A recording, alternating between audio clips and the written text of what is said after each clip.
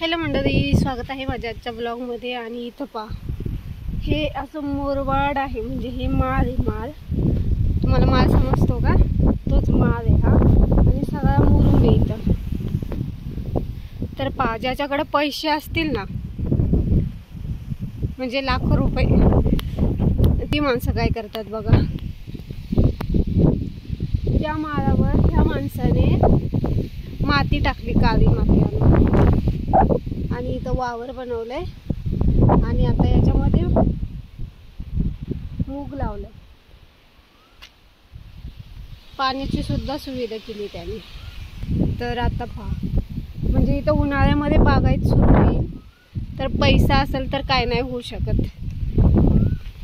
आणि आम्हीच म्हणजे आम्ही इथं बाहेरून आलोय, तर आम्हीच ही माती जेव्हा वाहत होते ना, तेव्हा आम्ही म्हटलं का आम्हाला पण एक गाडी माती टाका, म्हणजे आम्हाला काही भाजीपाला लावता येईल। तर म्हणत होते 3000 रुपयाला एक गाडी। तर पहा मातीची किंमत किती आहे। तर त्या माणसानी 3000 रुपयाला एक ट्रॉली ते टाकून त्यांनी वावर बनवलंय। म्हणजे हे फक्त ज्याच्याकडे पैसे असतील ना, तीच माणसं करू शकतात, आणि ज्याच्याकडे नाही आहे ना, ते काहीच नाही करू शकत। तर त्याच्यासाठी पहिले पैसे कमवावे लागतात। तर तुम्ही म्हणत असाल, तू हे कशाला सांगते बाई? तर मी असंच सांगतेय, कारण ही माझी गाय आहे।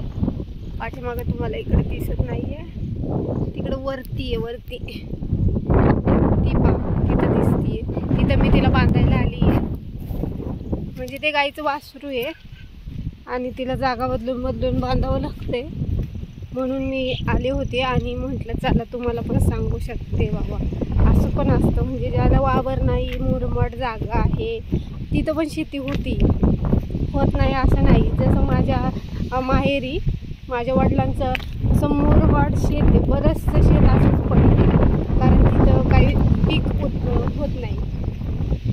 खाली तिथं काय होतं माहिती का तुम्हाला? हुलगे, उन्हाळ्यामध्ये हुलगे टाकतात ते, आणि कडबा आपला ज्वारी, पण ते पण एवढे येत नाही, कारण पाणी थांबत नाही ना मुरमाड जमिनीत।